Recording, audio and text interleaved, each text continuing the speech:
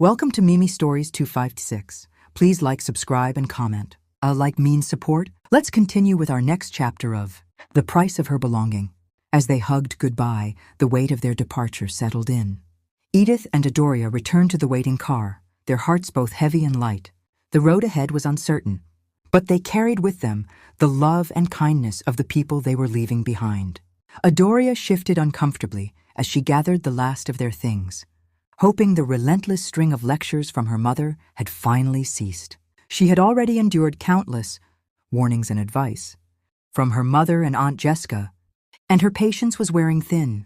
But as they stepped out of the small apartment and walked toward the waiting car, her mother's voice pierced the silence once again. "Adoria, listen to me, dear," Edith said, her tone urgent but weary. She stopped mid-step and turned to her daughter, her pale face etched with lines of worry. "That girl, Jenny, she's loved by her family in ways you can't even imagine. Did you notice how they agreed with everything she said? They give her whatever she wants without hesitation. That kind of power. It's not something to take lightly." Adoria sighed deeply, rolling her eyes before turning to face her mother. "Yes, Mom, I noticed. You've mentioned it about 5 times already," she muttered under her breath, her irritation bubbling to the surface. Edith ignored her daughter's tone and pressed on, her grip tightening on the small bag she was carrying. "When we reach their house, you must do everything she wants, Adoria. They're saying you're her playmate. But don't let it fool you. You're more than that. You're her little helper, her confidant. Make her happy, dear. If she's happy, our lives will be good too.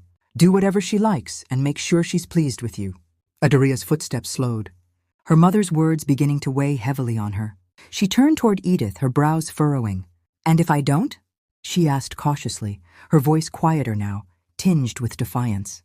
Edith's expression grew darker, her lips tightening as she stopped walking entirely. "If you don't," she said, her voice dropping to a whisper, "then everything falls apart. Don't ever say no to her, Adoria. She's the reason I'm standing here today, and she's the reason you might have a future, a good life, but only if you handle it well." The weight of Edith's words settled heavily between them. Adoria shook her head, her frustration mounting. "I got it, Mom, I promise. I understand. Can we stop now? The men are waiting for us. It wouldn't look good to keep them standing around." Her tone was sharp, almost pleading.